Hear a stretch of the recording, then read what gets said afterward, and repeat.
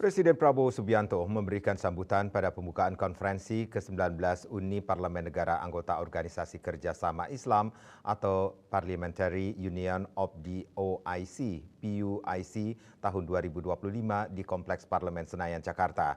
Konferensi ke-19 PUIC yang dihadiri oleh 450 delegasi parlemen negara-negara OKI dari 38 negara, termasuk 10 negara pengamat tersebut, digelar bertepatan dengan peringatan ke-25 tahun PUIC sejak dibentuk pada tahun 1999.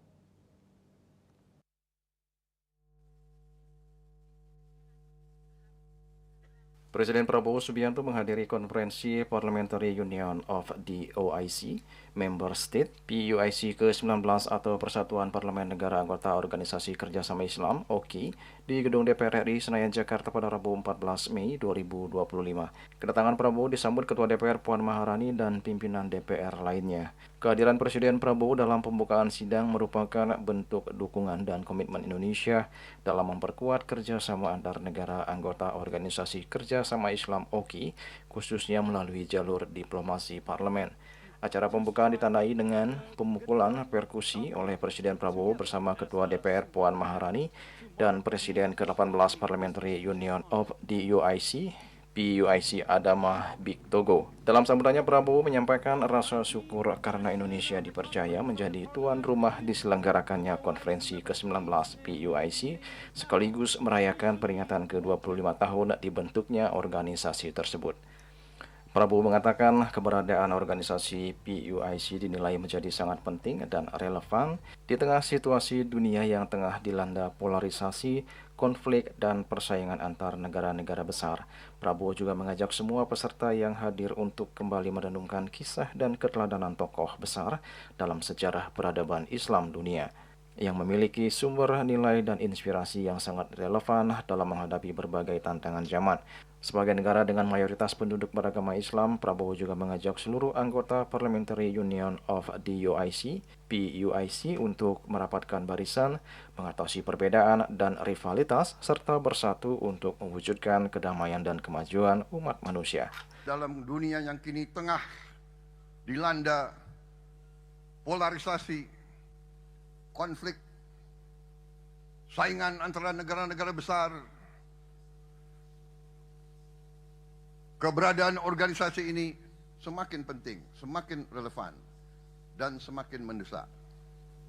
Hadirin sekalian yang saya hormati dan saya muliakan, sebelum kita membahas isu-isu besar yang tengah dihadapi dunia Islam sekarang, saya mengajak kita semua merenungkan kisah dan keteladanan para tokoh besar dalam sejarah Islam.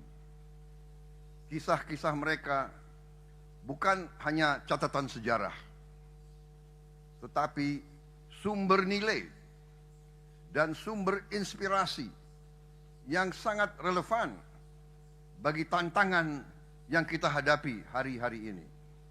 Mari kita satukan langkah. Kita hidupkan kembali semangat-semangat tokoh besar kita. Kita buktikan bahwa Islam hadir sebagai rahmat bagi semesta alam. Saudara-saudara sekalian, marilah kita merapatkan barisan kita, atasi semua perbedaan kita, melangkah ke depan dalam persatuan. Sebelumnya, Ketua DPR RI Puan Maharani menerima penyerahan keketuaan Parliamentary Union of the UIC, Member State, PUIC, atau Forum Uni Parlemen negara-negara yang tergabung dalam Organisasi Kerjasama Islam OKI kepada Indonesia. Adapun keketuaan PUIC ke-18 sebelumnya dipegang oleh Parlemen Negara Republik Pantai Gading. Penyerahan presidensi PUIC ini dilakukan dalam sesi Transition Ceremony of Presidency yang digelar di Gedung DPR Kompleks Parlemen Senayan, Jakarta.